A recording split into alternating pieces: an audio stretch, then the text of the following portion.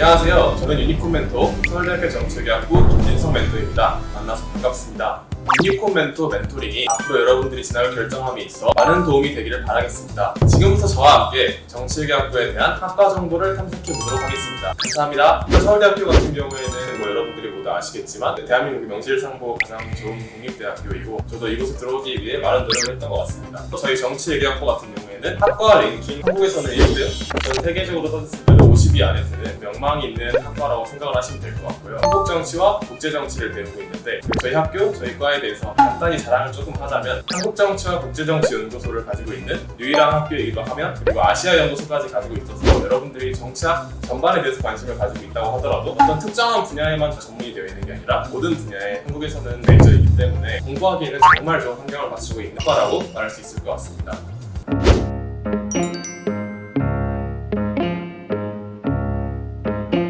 체험이라기보다는 연구를 하는 과정을 통해서 이제 논문을 작성하게 됐는데 그 이전에는 학부 이름이 정치외교인 만큼 정치학과 외교학에 대해서 여러 가지 갈래를 배우게 됩니다. 정치학 같은 경우에는 정치사상, 정치체제, 정치이념, 정치현상 등을 배우게 되는 거고 외교학 같은 경우에는 국제정치, 비교정치 등을 배우게 되는데 과목 같은 경우에는 1학년 때는 저희도 사실 고등학교 수준에서 배우고 왔기 때문에 정치학, 원론, 국제정치학, 개론, 원론과 개론 수준으로 배우게 되고 2학년, 3학년, 4학년 때 보면은 여러분들이 배우고 싶은 전공을 선택함에 따라서 정치를 하고 싶다 이러면은 정치학 전공에서 정치 사상을 배울 수 있는 거고 정치 체제에 대해서 배울 수 있는 정치적으로 뭔가 좀 이론적인 베이스가 되는 것들을 배우게 되는 거고 외교학 같은 경우에는 외교관이 되고 싶다면 비교 정치라고 해서 다른 나라들과 우리나라의 체제를 비교해보는 그런 정치를 배울 수도 있는 거고 뭐 일본이나 중국, 미국과 같은 우리나라와 가장 연관이 되어 있는 나라들의 정치 체제나 외교, 안보 이론들에 대해서 배우게 됩니다.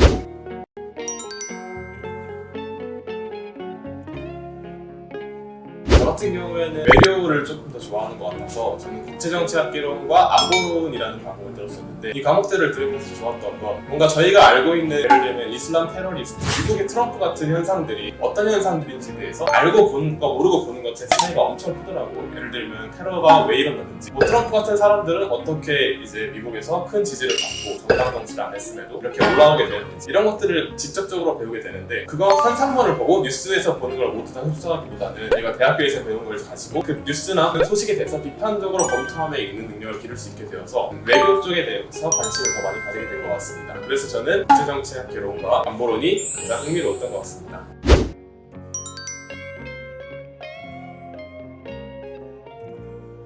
저희 학과 같은 경우에는 여러분들이 사실 공부리고 어쩔 수 없이 문과 이렇게 말씀하시지만 그렇지 않습니다. 저희 학과는 엄청나게 무궁무진한 진로를 가지고 있는데 가장 첫 번째로는 뭐 여러분들이 당연히 아시겠지만 외교관이 될 수 있는 외무고시를 저희가 준비하는 데 있어서 가장 효율적이고 효과적인 학과이고요. 그렇지 않더라도 정치학으로 가고 싶으면 정치학 대학원을 갈 수도 있는 거고 로스쿨이나 고시를 준비하는 데 있어서 저희 학과에서 배우는 과목들이 시험 과목으로 채택되는 경우가 많기 때문에 여러분들이 공직 생활을 하는 데 있어서도 정말 많이 큰 도움이 될 거고 로스쿨 같은 경우에도 저희 학과에서 항상 최다 배출을 하고 있기 때문에 여러분들이 검사, 판사 등의 법조인 또는 변호사가 되고 싶어도 저희 학과에 오시는 걸 추천드립니다. 또 마지막으로는 기자까지도 저희 학과에서 많이 가고 있는데 약간 외람된 말씀이지만 언론 메이저 3사에서는 저희 학과에서 뭐 학점이 좋지 않더라도 저희 학과를 나왔다고 하면은 보통 다 뽑아주시는 걸로 알고 있고 국장님들 같은 경우에는 저희 본교, 자교, 저희과 선배님들이 하고 있는 걸로 알고 있습니다.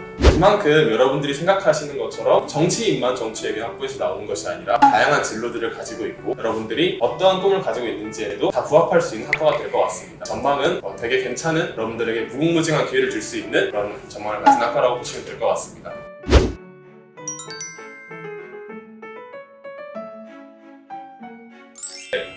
많은 분들이 그러시겠지만 저희 학창 시절도 순탄하진 않았습니다. 유치원 때 그리고 초등학교 때까지는 사실은 저는 공부를 못한 편은 아니었어요. 막 엄청나게 극적이진 않았지만 사실 저는 공부에 대한 목적이 없었습니다. 부모님은 되게 엄격하셨고 그렇기 때문에 부모님이 시키는 대로 제가 가지고 있던 재능이나 노력보다는 항상 조금 덜 성적이 나왔던 것 같아요. 왜냐하면 목적 없이 시켜서 공부를 했었으니까. 그러다 보니까 스트레스도 많이 받았어요. 부모님이 사실은 그렇게 크게 혼내지 않았는데 또 작은만한 혼냄이 저한테 크게 다가오고 목적 없는 공부를 하다 보니까 혼나는 것에 스트레스를 받아서 초등학교 때는 사실은 굉장히 많이 방황을 했었고 그게 중학교 1학년, 2학년 때까지 이어졌었는데 이 중학교 1학년 때는 2014년이었나요? 세월호가 터졌습니다. 네, 저는 세월호가 이제 저희 인생을 바꾸게 된 어떤 되게 큰 계기였던 것 같은데 그때 이제 TV를 보면서 되게 엄청나게 많이 울었던 기억이 나거든요. 근데 이제 그런 생각을 하면서 제가 느꼈던 건 다른 사람을 도울 수 있는 일을 하고 싶다라는 거였는데 사실 뭐 제가 그렇게 돕고 싶다는 마음만 가지고 도울 수 있는 게 아니었습니다. 그래서 제가 할 수 있는 게 뭘까라는 생각을 하게 되었고 두 가지의 진로를 찾았습니다. 첫 번째로는 의사, 두 번째로는 정치 이렇게 두 가지의 진로를 찾았고 그 중에 고민을 많이 했었습니다. 의사가 된다면 평생 동안 내가 많은 사람들을 진료하고 도와주고 그리고 치료할 수 있겠지만 또 정치인이 된다면 제가 가지고 있는 권력이나 힘이 어느 정도이냐에 따라서 도울 수 있는 사람의 범위가 달라지기 때문에 그 둘 사이에서 치열하게 고민했던 것이 사실입니다. 사실 저는 수학도 좋아하고 국어도 좋아했었기 때문에 그들 사이에서 우열을 가릴 수 없었던 것 같아요. 이렇게 세월호라는 큰 사건이 터지고 제가 다른 사람을 돕고 싶다라는 마음을 가지게 되니까 공부를 할 목적은 생기게 되더라고요. 그때부터 공부를 하기 시작했던 것 같아요. 그 전까지는 부모님이 시키는 것도 제대로 안 하고 시키더라도 되게 스트레스를 받으면서 했다면 제가 하고 싶은 게 생기니까 계획도 스스로 세우게 되고 그 계획에 따라서 공부를 하게 되는 것 같아요. 1학년 때는 제가 한 30등 정도 했던 것 같아요. 중학교 1학년 때는 중학교 3학년 때까지 쭉 공부를 해서 성적을 올리다 보니까 졸업할 때는 1등으로 나오게 되었던 것 같아요. 지금 여기서 여러분들께 말씀드리고 싶었던 건 어떤 공부를 할 때는 목적이 있어야 된다는 겁니다. 아무리 좋은 머리, 아무리 좋은 많은 노력을 하더라도 즐기는 자를 노력하는 자를 이길 수 없다고 하잖아요. 저도 어떠한 목적을 찾고 나니까 공부에 대해서 조금 더 흥미를 가지게 되고 그렇게 됐던 것 같습니다. 그리고 고등학교에 진학하게 되고 고등학교에 진학하니까 어떤 현실적인 목표가 필요하더라고요. 중학교 때까지는 나 의사 되고 싶어, 나 정치인 되고 싶어 해서 공부를 했다면 이제 고등학교에서는 내가 어느 학교, 어느 학과에 진학해야겠다라는 목표가 생기게 되었고 저는 사실 뭔가 현실적으로 한계도 많았지만 그럼에도 불구하고 뭐 자신을 한정짓는 스타일이 아니었기 때문에 목표는 일단 크게 잡지 않습니다.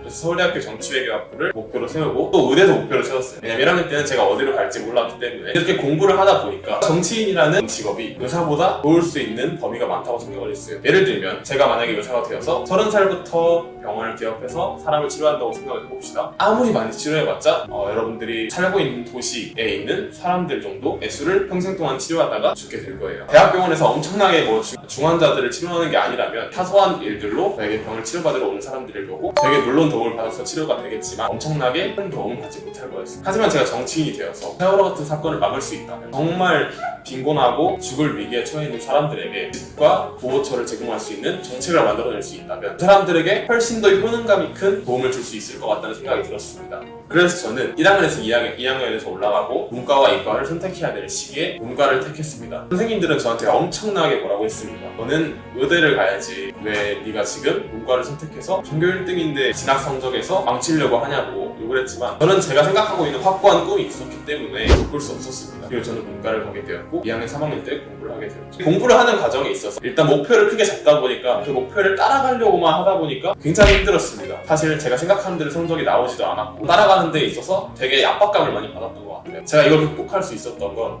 자꾸 대학교의 영상들, 그 대학교에 나와 있는 어떤 사진들을 많이 찾아보는 거였던 것 같습니다. 서울대학교 같은 경우에는 아로리라고 해서 진학 정보를 주는 공식 입학본부에서 나오는 그런 홈페이지가 있는데 합격 수기 인터뷰를 찾아보고 지금 제가 하고 있는 유니콘 멘토 멘토링 같은 경우에도 그런 류의 어떤 같은 종류가 될 수 있겠죠.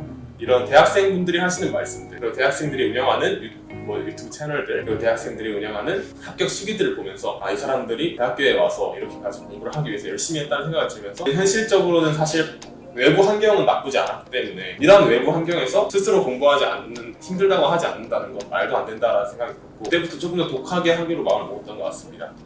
2학년 때 3학년 때는 하루를 이제 스케줄을 잡을 때 항상 플래너를 사용했었는데 어떤 자는 시간은 제가 충분히 보장을 해야 된다고 생각해서 자는 시간을 제외하고는 쉬는 시간과 점심시간에 거의 대부분 공부를 했던 것 같습니다. 그래서 아침 6시에 일어나서 저녁 11시까지는 공부를 하고 12시, 1시까지는 조금 쉬다가 다시 6시에 일어나고 이 패턴을 반복했던 것 같은데 물론 무료하고 저는 일반계 고등학교를 나왔기 때문에 고3이 수시가 끝나면 9월달, 10월달, 11월달에는 노는 친구들도 많았기 때문에 사실 주변에서 저하고 함께 놀자고 꼬시는 친구들도 많았고 힘들기도 했지만 목표를 가지고 있었고 다른 사람들과는 다른 내가 해야겠다고 확신하는 무언가가 있었기 때문에 공부를 계속해서 할 수 있었던 것 같습니다. 그래서 저는 지금 서울대학교 정치외교학부를 오게 되었고 후회나 혹은 아쉬운 점은 하나도 없는 것 같습니다. 제가 지금 꿈을 이루기 위해 노력하는 과정이지만 그 정치인이라는 꿈을 가지기 위해서 다른 사람을 돕고 싶다는 과정에 있어서 그 최선의 선택지였던 거는 서울대학교 정치외교가 맞았던 것 같았고 저는 앞으로 더욱더 열심히 공부해서 다른 사람을 돕겠다는 그런 마음을 이루기, 신념을 이루기 위해서 노력할 것입니다.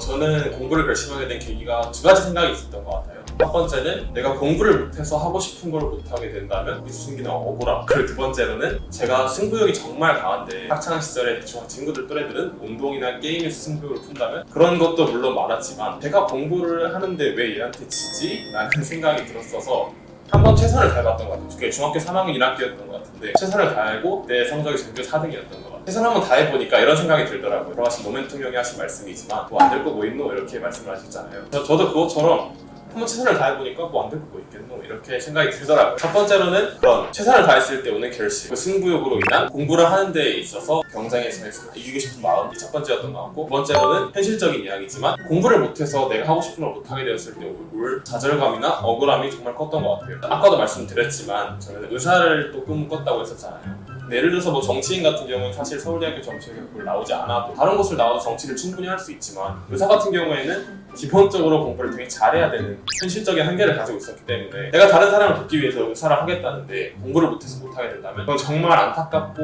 아쉬운 일일 거라고 생각을 해서 그런 생각들이 제가 공부를 결심하게 된 계기들에서 되게 큰 부분을 차지했던 것 같습니다.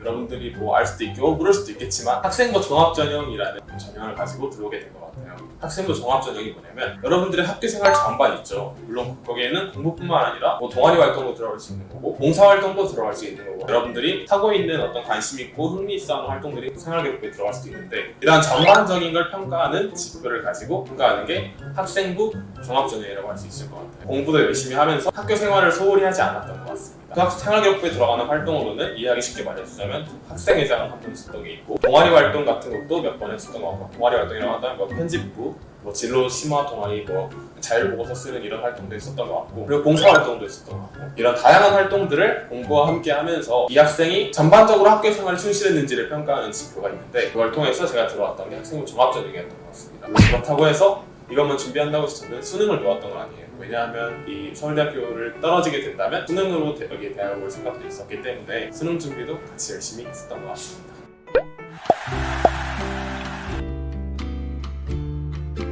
전체적인 내신부터 말씀을 드리면 1학년 때부터 3학년 때까지 내신이 1.09였던 것 같고 국영수 같은 경우에는 항상 1이었던 것 같아요. 사회나 과학 같은 경우에는 2등급을 뜬 적이 한두 번 있어서 1.3, 1.2 이 정도 되었던 것 같습니다. 그때 저희 학교의 수시 등급 커트라인이라고 한다면 과목별로는 제가 이제 모든 사람들이 생김을 알 수 없기 때문에 힘들겠지만 전반적으로 봤을 때 한 1.2에서 1.3이 가장 커트라인, 그러니까 하위 70, 100%가 아마 1.1, 1.3 정도 되었던 것 같고 저는 수능은 정확한 점수는 기억이 나지 않지만 4개 틀렸어요. 2개 틀렸고 수학 하나, 그리고 영어는 다 맞았고 탐구 과목에서 2과목 합쳐서 하나 틀렸던 것 같아요. 그래서 4개 틀렸던 것 같습니다. 천재네요. 예. 아 진짜 같이 있고 싶다. 진짜.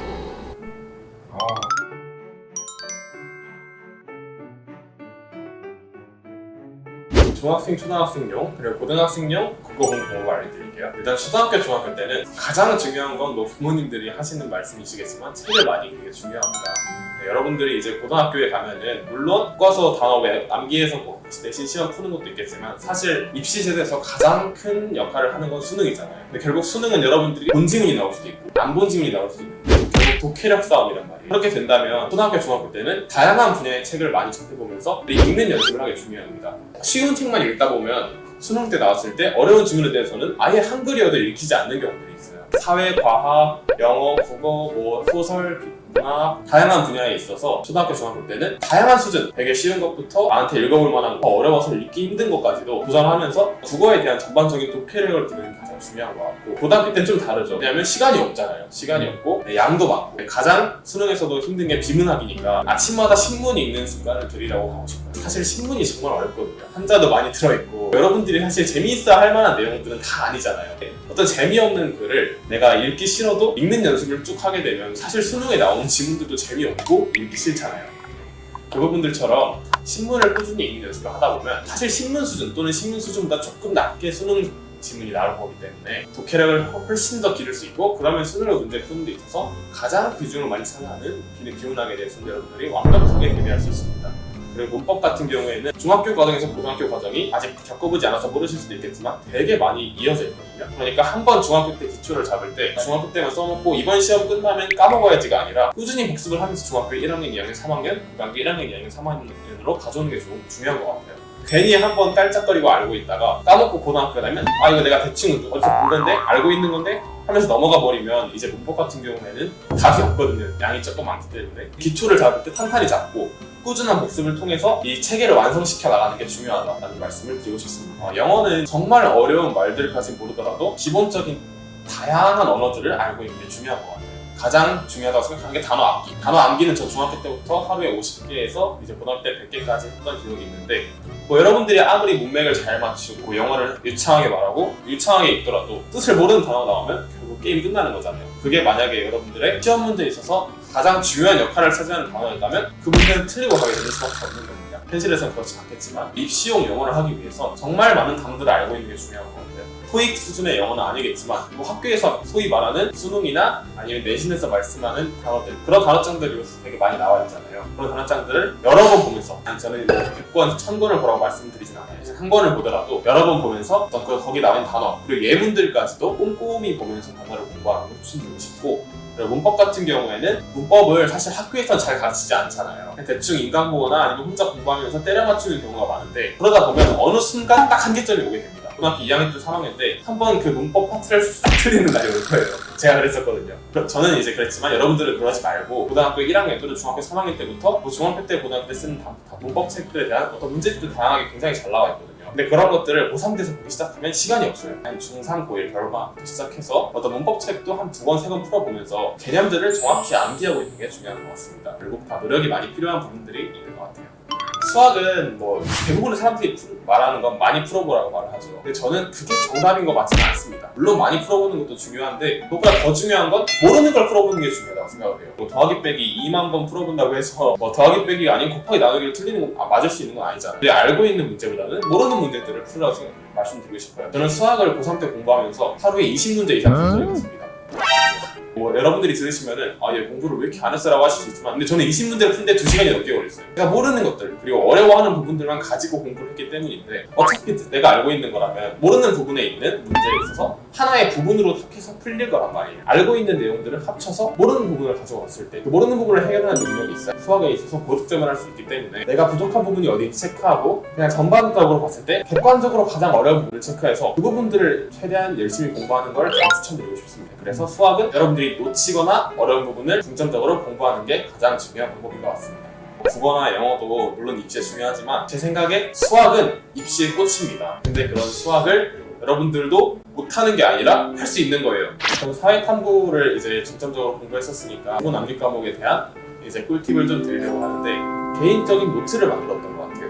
근데 그 노트를 만들 때 저는 3색 볼펜을 사용했는데 검정색은 그냥 객관적으로 나와 있는 단원들이나 아니면 내용들을 썼던 것 같고 빨간색은 그 중에서 시험에 나올 만한 것들을 사용했던 것 같고 파란색은 예시라든지 아니면 참고할 만한 것들을 파란색으로 적었던 것 같고 물론 내신에서는 모든 내용들을 토함기해야 되기 때문에 유용성이 떨어질 수도 있지만 수능에서 보면 수능은 나올 것들만 나온단 말이에요. 그렇게 봤을 때 여러분들이 빨간색으로 글 써놓은 거 또는 파란색으로 써놓은 예시들을 보면서 공부하면 쉬운 것부터 어려운 것까지 꽉 잡을 수 있기 때문에 저는 3색 볼펜을 이용해서 노트 암기 정리를 하라고 말씀을 드리고 싶고 이제 교과서도 똑같습니다. 중간고사, 기말고사를 공부할 때에는 그 3색 볼펜의 공식을 교과서에 대입하면 되는 거예요. 선생님이 그냥 말씀하시는 건 검정색, 선생님이 말씀하시는 것 중에 너 이거 시험에 나온다 하는 건 빨간색, 동영상으로 선생님이 틀어주시거나 그거 참고해라 라고 말씀하시는 건 파란색으로 적어놓으면서 그걸 구별하면서 공부를 하다 보면 어떤 게 중요한지를 알 수도 있는 거고 또는 어떤 게 시험에 나올 만한 예시인지도 알 수 있는 거고 교과서에 그렇게 적어놔서 저는 교과서를 가지고 공부를 했던 것 같아요. 다시 한번 정리를 하자면 내신은 교과서를 통한 전체 암기 그리고 수능 같은 경우에는 나의 비법 노트를 만드는 것. 둘 다 공통점은 3색 볼펜을 이용해서 이렇게 말씀드리고 싶습니다.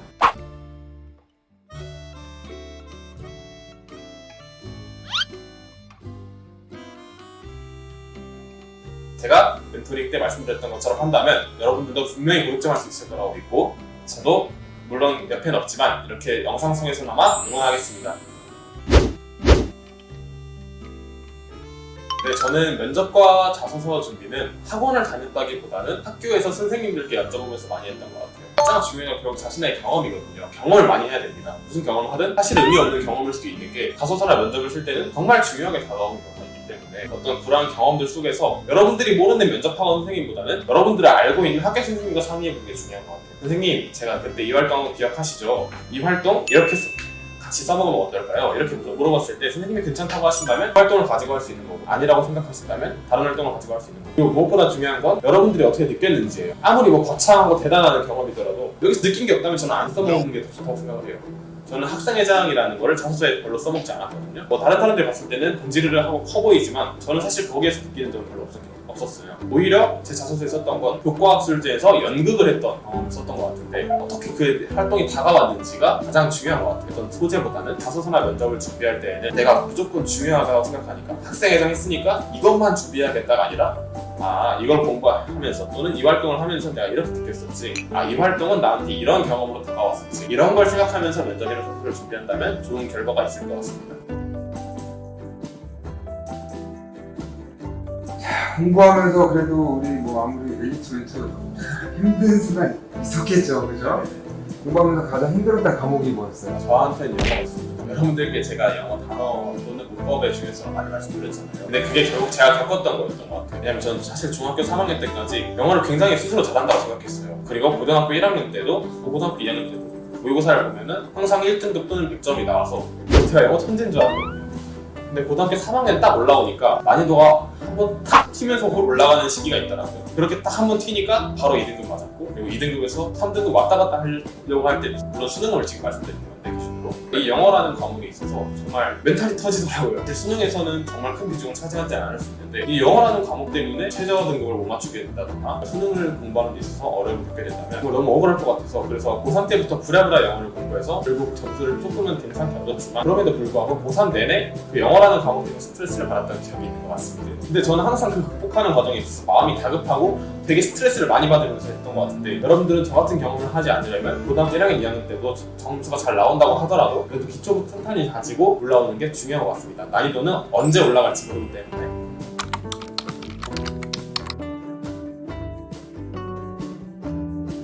가지 과목을 말씀드리고 싶은데, 첫 번째는 사회탐구, 두 번째는 영어예요. 사회탐구 과목 같은 경우에는 제가 아까 파란 글씨로 참고 또는 이제 예시를 적는다고 말씀을 드렸었죠.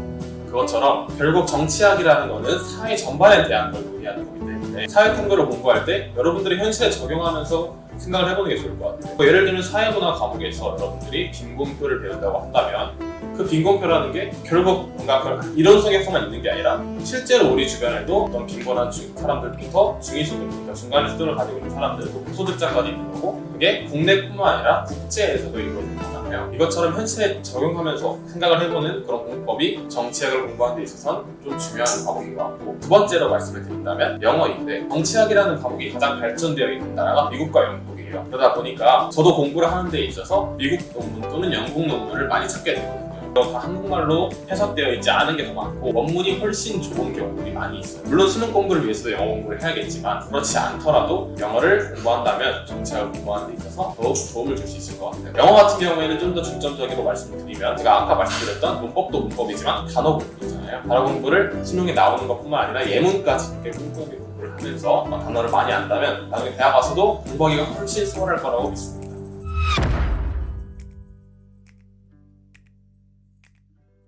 저는 방학 때에는 하루에 몇 시간 공부해야지가 아니라 방학 기간 동안 너는 끝내야지 라는 생각으로 공부를 했던 것 같아요. 그게 예습이 될 수도 있는 거고 복습이 될 수도 있는 건데, 1학년 1학기일 때 다음 여름방학에는 1학년 2학기치 개념서를 완료해야겠다라고 한다면 개념서를 사서 한 달치 계획을 방학 전에 딱 짰던 것 같아요. 하루에 몇 장씩 풀면, 하루에 2단원씩 공부하면 내가 이거를 방학 동안 끝낼 수 있겠다 싶어서 전 과목에 대해서 어떤 그런 식으로 공부를 했던 것 같습니다. 하루에 8시간, 9시간 공부해야지가 아니라 하루에 이만큼은 공부를 해야 한 달로 봤을 때 내가 모든 과목을 다 이만큼씩 끝낼 수 있겠구나라는 생각으로 공부를 해서 방학 동안의 시간을 그렇게 보냈던 것 같고, 저는 수능은 한 200일 전부터 좀 시간 관리를 체계적으로 들어갔던 것 같은데, 사실 고3이 되고 수능을 준비하다 보면은 보통 내신도 끝나 있는 경우가 많고, 내신이 있더라도 선생님들이 자율학습 시간도 많이 주게 된단 말이에요. 자율학습 시간이든 아니든 간에 수능 시간표대로 공부를 하려고 들어갔던 것 같아요. 뭐 9시에서 10시 반은 국어, 10시 반에서 12시는 수학, 그리고 1시에서 2시 반, 3시, 4시까지는 뭐 영어, 그리고 시험 보는 시간에 탐구를 공부하면서 이 시간대에 이 공부를 함으로써 시험장에 들어가서 이 시험지를 받아봤을 때 이질감이 없도록 하기 위해서 노력을 많이 했던 것 같습니다. 평일날 같은 경우에는 수업도 있고 하다 보니까 그 공부 방법이 체계적으로 이루어지지 못하는 경우들이 있는데, 주말 같은 경우에는 그걸 정확히 시행하기 위해서 노력을 했는데, 주말에 국어, 수학, 영어 시간대로 모의고사 또는 수능 문제집을 많이 풀었었고, 토요일뿐 아니라 일요일까지 그렇게 진행을 했던 것 같아요. 근데 아무래도 일주일에 7일을 이렇게 달리다 보면은 굉장히 이제 지치고 힘든 경우가 많기 때문에, 또 수능은 장기전이니까 주말에는 그 수능 시간대로만 공부하고 저녁과 밤 시간을 이용해서 되게 쉬고 힐링도 하면서 체력을 보충했던 것 같습니다. 여러분들이 보통 공부를 하실 때 집에서 밤새서 공부한다고 학교에서는 자거나 노는 경우가 되게 많은 걸로 알고 있어요. 제 주변의 친구들도 그렇기 때문에. 근데 저는 오히려 반대여야 된다고 생각을 해요. 잘 시간에는 자고 체력을 보충하는 시간은 보충을 해야 여러분들이 정말 정작 시험 보는 시간대 그리고 공부하는 시간대에 공부를 할 수 있는 거기 때문에, 저는 여러분들이 자습시간 선생님이 들어주셨을 때 그것만 잘 활용해도 시간 관리가 충분히 될 수 있을 거라고 생각을 합니다. 쉬는 시간 정도는 여러분들이 공부를 하는데 사용한다면 굳이 밤새고 굳이 늦게까지 공부 안 하더라도 좋은 성적을 거둘 수 있을 거기 때문에, 저는 선생님이 주시는 자습시간 그리고 쉬는 시간을 꼼꼼하게 잘 이용하라고 말씀드리고 싶어요. 그리고 또 활용법이 다르겠지만, 뭐 쉬는 시간 같은 경우는 시간이 짧으니까 수업 시간에 대한 예습과 복습으로 사용될 수 있을 것 같고, 자습시간 같은 경우에는 여러분들이 오늘 해야 할 굵직굵직한 일들을 하면서 공부를 하면 좋을 것 같습니다.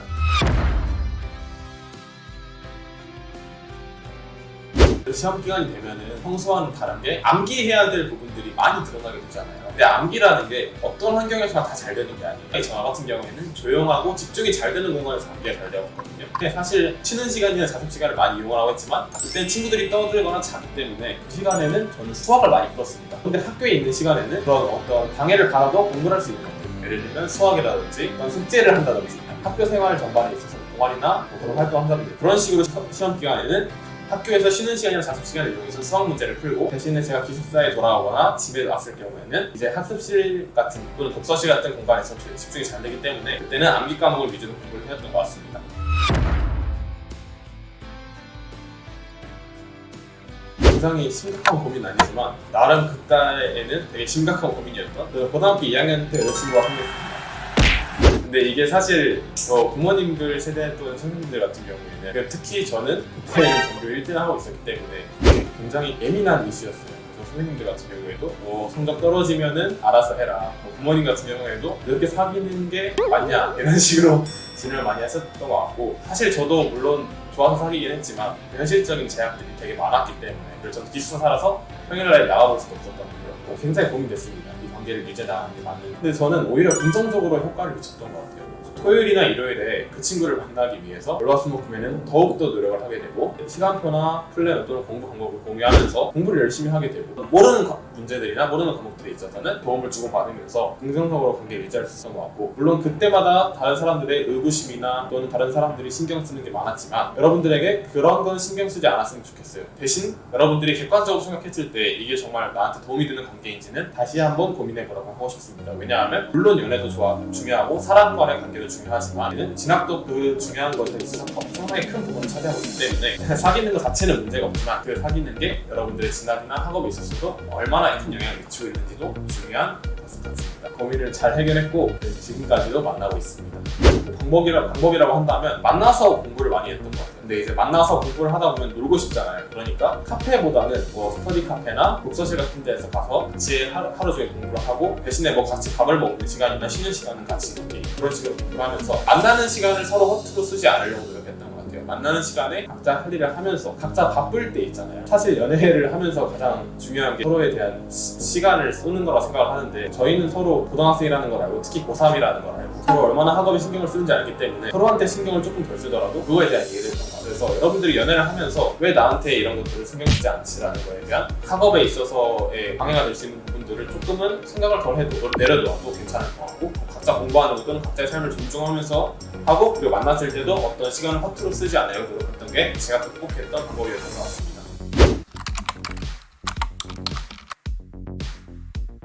제가 살면서 어떤 가장 많은 사람들의 축복을 받은과 동시에 스스로에게도 정말 가슴이 벅차올랐던 순간이었던 것 같아요. 제가 친구들한테 하는 말이 저는 항상 강심장이라고 하거든요. 가장 저한테 의미가 있었던 서울대학교 합격 결과도 저희 친구들과 PC방에서 확인했었는데 이제 그때 사실 제가 만약 떨어졌다면 저는 아마 거기서 울었을 것 같아요. 사실 감정적인 사람이라서 강심장도 아니고 이제 친구들랑 확인을 하는데 합격을 하니까 정말 머리가 약간 새하얘지는 기분이었어요. 그 지난 과정들도 물론 뭐 뻥이라고 할 수도 있겠지만 사실 지난 과정들도 합격하는 순간에 조금 스쳐 지나가고 힘들었던 순간들도 기억나고 좋았던 순간들도 기억이 나는데 그 순간에 그냥 기분이 정말 좋아요. 뭐 어떻게 지금 말로 표현할 수 없을 것 같고 그리고 일단 주변 사람들에게 제가 태어났을 때만큼 축복을 많이 받았던 것 같아요. 제가 태어났을 때는 기억이 안 나지만 할머니부터 시작해서 막 할머니 울시고 막 할아버지도 우시고 막 이렇게 막 부모님도 그렇고 친구 부모님들도 연락 오고 가장 태어나서 많은 축복을 받았던 것 같아요. 서울대가 저는 합격 그게 제일 먼저 나와가지고 다른 대 같은 경우에는 김이 빠지는 김이 새버린 그런 게 있는데 예를 들면 연세대나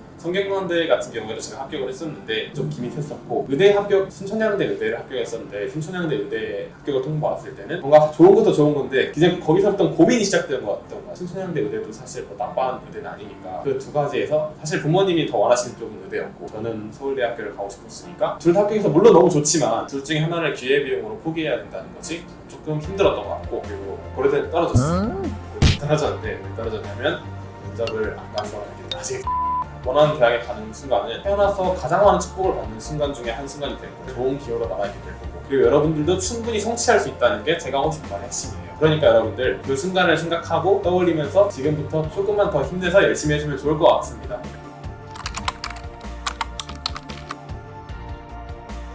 합격하고 나서는 두 가지 생각이 있었는데 첫 번째는 과거에 대한 여운이라든지 과거의 기억들이 뭐 몸에서 기억하는 그런 현상이 일어났던 것 같고 두 번째는 이제 대학 생활에 대한 기대와 두려움이 있었던 것 같은데 첫 번째 과거에 대한 기억부터 말씀을 드리면 합격을 하고 나서도 한 2, 3일은 막 아침 7시에 일어났습니다. 왜냐면 몸이 기억하고 있어요. 그리고 저도 모르게 막 책상 앞에 앉으려고 하고 공부를 하려고 했던 기억이 있는데 합격했다고 해서 제가 지금까지 가졌던 습관들이 사라지진 않더라고요. 물론 지금은 사라졌지만 이제 그 이전에 갖고 있었던 것들이 허무하게 뭔가 다 날아가고 있는 느낌이었어요. 물론 제가 그때 합격은 했지만 그때 학교를 다니고 있지 않았으니까 대학교를 대학 합격과 입학 사이의 그 공간 동안 12년 초등학교 6년, 중학교 3년, 고등학교 3년 동안 가지고 있었던 것들을 다 해내고 마무리가 되니까 되게 좀 공허함도 물론 좋았지만 많이 느꼈던 것 같습니다. 그리고 미래에 대한 계획이라고 한다면 대학교에 대한 기대와 걱정이 좀 많이 들었던 것 같은데 대학교라는 곳이 물론 제가 공부하고 싶은 걸 할 수 있다는 점에서 되게 긍정적이었는데 또 경쟁을 해야 된다는 사실이 좀 두려웠습니다. 왜냐하면 저는 일반계 고등학교를 나왔고 서울대학교라는 곳은 굉장한 괴물들이 많이 이제 서식하고 있는 곳이기 때문에 저는 국제학교에서 전교 1등을 해서 서울대학교를 친구로 받고 국제고등학교나 외국어 고등학교에서 1등한 친구들을 많이 보기 때문에 그 친구들과의 경쟁에서 제가 잘 해낼 수 있을까라는 생각이 들었지만 이러한 걱정을 겪을 수 있었던 건 내가 하고 싶은 공부를 한다. 두 번째는 대학교에서 사실 저는 학점과 관련 없는 진로를 가지고 있기 때문에 크게 신경 쓰지 않더라도 조금 더 깊이 있게 공부하고 싶다는 그런 생각이 들어서 그런 고민들을 해결할 수 있었던 것 같습니다. 합격하고 나서 뭐 내적으로나 외적으로 좀 달라진 게 있어요? 일단 뭐 외적으로 달라진 점이 되게 많았던 것 같은데 대학교에 들어가기 전까지 사고 싶은 게 많아서 그 사고 싶은 것들을 좀 제가 돈을 벌어서 사고 싶다는 생각에 과외를 시도를 했습니다. 합격하기 전에는 사실 안 잡혔어요.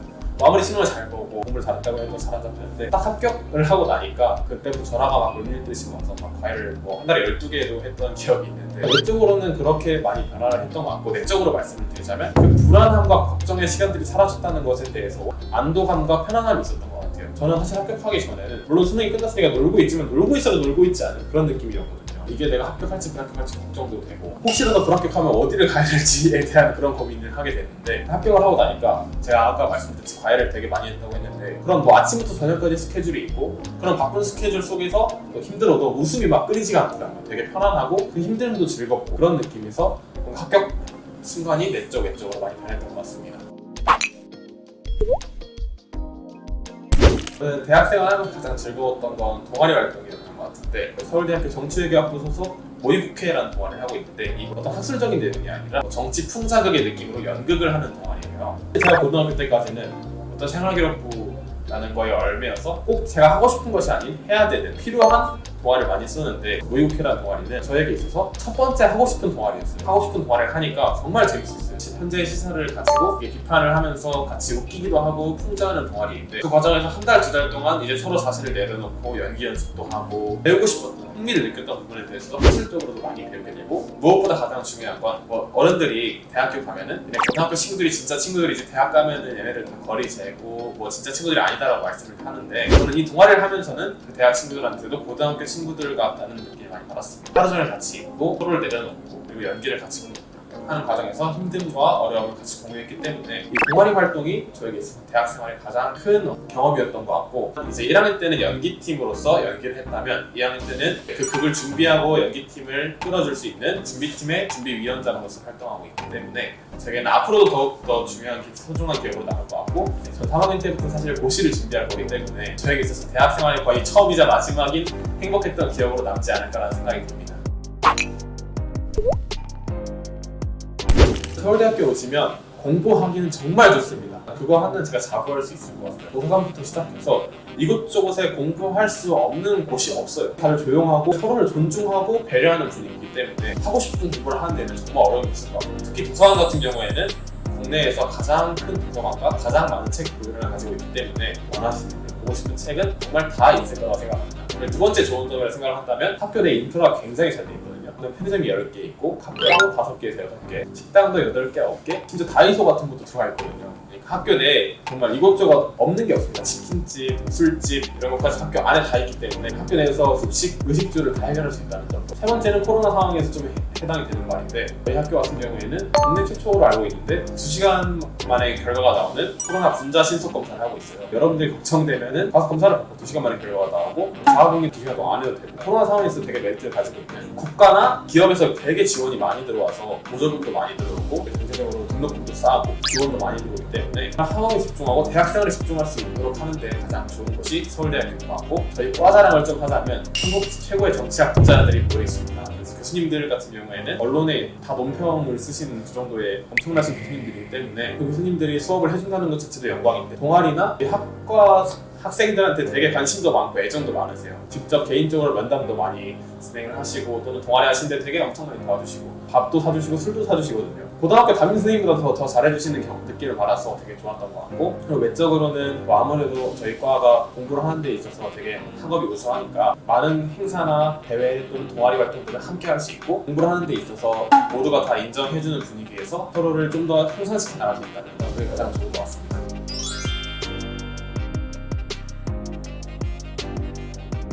앞에서도 말씀드렸지만 대학교에서 가장 힘든 점 영어예요.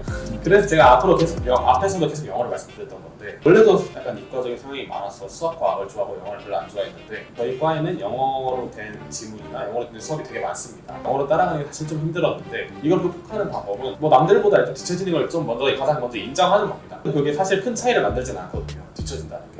학점을 엄청나게 큰 차이가 나지 않고, 대신 저는 다른 과목들을 훨씬 잘하니까 영어에서 뒤처지는 부분은 방학을 이용해서 좀 보충을 하고 있습니다. 엊그제 같은 경우에는 토익 한번 보고 왔고, 그리고 평소에도 꾸준히 그냥 단어 성공 공부를 하면서 뒤처지는 부분에 대해서 보완을 하고, 대신에 이 부분에 대해서 자잘감을 갖기보다는 다른 친구들보다 내가 더 잘하는 부분을 찾고 조금 더 성취감을 느낀다면 그냥 공평한 거니까 저는 그렇게 해서 힘들었던 걸 해결하고 있는 것 같습니다. 제가 학창 시절로 돌아간다면 두 가지를 좀 더 열심히 했었으면 좋았을 것 같아요. 첫 번째는 운동. 물론 그때도 운동을 많이 했는데 좀 아쉽게 운동을 했던 것 같아요. 이게 건강이라는 게 사실은 고등학교 3학년 때 제가 공부를 하면서 건강을 잃었던 것 같아요. 잃다 보니까 체력이 떨어지니까 커피로 이제 체력을 보충하게 되는데, 차라리 그 커피를 운동으로 바꿨다면 지금 몸 상태가 훨씬 더 좋지 않았을까라는 생각이 들고, 두 번째는 계속해서 나오는 말이지만 영어 공부를 좀 더 열심히 했다면 물론 지금은 열등감을 느끼진 않지만 더 좋지 않았을까라는 생각이 듭니다.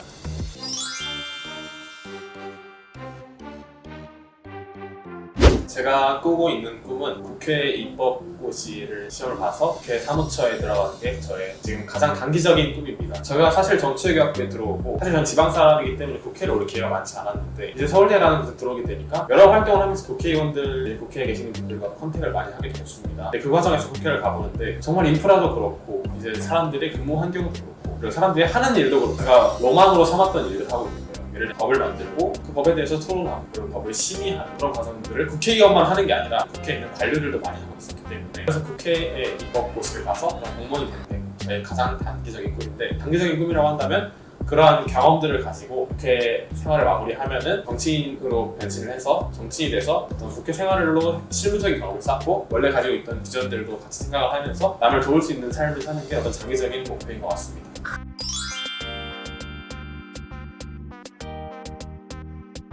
정치외교학부에 들어오고 싶은 후배들에게 하고 싶은 말이 있다면, 여러분들이 관심을 가지는지 다시 한번 생각해봤으면 좋겠어요. 여러분들이 로스쿨을 가고 싶은가, 아니면 거는 그냥 뭐 돈을 많이 벌고 싶어서 온 거 아니야. 저는 이거는 사실 경제학부나 경영학과나 뭐 도전과 가라고 말씀을 하고 싶고, 그냥 사회 전반적으로 내가 이런 사회 문제에 언제 관심을 가져봤는지, 이 정치가 돌아가는 거에 대해서 물론 여러분들이 공부를 하느라 사실 관심을 갖기 힘들지만 그런 게 재밌는지를 다시 한번 생각해봤으면 좋겠어요. 저도 사실은 처음 들어왔을 때는 경제학과 갈 거라는 생각을 많이 했던 게, 저도 사실 다른 친구들에 비해서 관심을 많이 가지고 있지 않았던 편이었던 거예요. 근데 이게 저는 공부를 하면서 다시 흥미를 찾게 돼서 정말 다행인데, 그렇지 않다면 여러분들은 사실 하고 싶은 걸 하라고 말씀드리고 싶지, 저희가 되게 있어 보이거나 아니면은 뭐 진로가 좋고 전망이 좋아서만 선택을 하는 거는 저는 조금 비추를 하고 싶고, 여러분들이 후배로 들어오게 되고 만약 지금 제가 영상을 찍고 있는 저의 모습을 학교 내에서 또는 캠퍼스 내에서 보게 된다면 저에게 말씀해 주시면 꼭 밥 사겠습니다.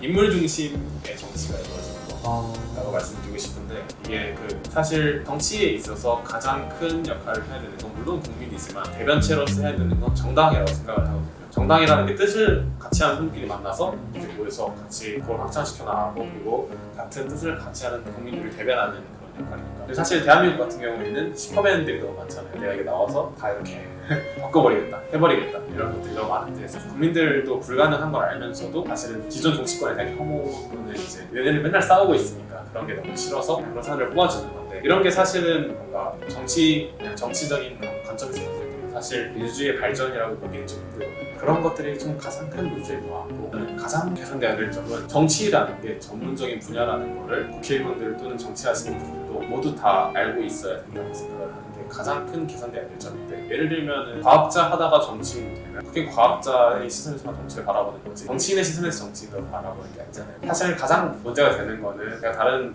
멘토링에서도 하고 있는 문제지만, 정치 사법화라고 해서 판사나 검사 또는 뭐 법조인들이 정치인으로 바로 들어와서 일을 하게 되는 현상인데, 이게 사실 나쁘다고 말할 수는 없지만 법조인의 시선에서 정치라는 게 이것저것 다 찔러보는 그런 거니까, 이렇게만 생각하고 정치를 뭔가 전문적인 분야로 생각하지 않는다는 거는 전반적인 국민 또는 민주주의에 대한 이해가 부족할 수밖에 될 수 없고, 그렇게 되면 사실 정치가 후진하는 거기 때문에 정치를 하는 데 있어서 정치라는 분야 자체도 전문 분야라는 걸 알고 공부한 다음에 정치를 하면 훨씬 더 우리나라의 정치가 발전되지 않을까 생각이 듭니다. 정치를 하려면 어떤 분야에 있었던 사람이건 간에 아무리 훌륭한 사람이라도 기본적인 정치학 정도는 그렇죠. 어떤 그런 과정을 좀 거치고 좀 이렇게 입문했으면 좋겠다. 민주주의의 어떤 기본적인 요소들이라든지 정치 이념이라든지 정당의 역할이라든지 이 정도는 머릿속에 담고 있어야 사실 정치를 할 때 조금 더 국민들을 위해서 봉사를 쓰지 않을까 생각합니다. 정치가 또 국민을 위한 최고의 봉사잖아요, 그죠? 그렇다고 할 수 있는 건지 모르겠는데, 어떻게 좋은 일이 된 것 같은데, 함부로 누구나 정치를 할 수 있는 세상은 아닌 그런 세상, 그렇죠. 어떻게 좋은 것 같아요. 다른 외부적인 능력이나 힘에 의해서 정치에 입문하고 그런 어떤 메이커를 만들어서 하고 이런 것들. 이게 아까 말했던 인물 중심 정치랑 많이 되는 것 같은데, 또 유명한 사람이니까 나 유명하니까 정치 이런 게 조금 덜 지양됐으면 좋겠다. 대단하신 분이라면 그런 과정을 좀 거치고 들어오는 것도 충분한 거니까. 훨씬 영향을 더 잘. 검증, 어느 정도 정치적인 능력을 검증받고 들어온다. 그렇죠. 이런 개념으로. 네.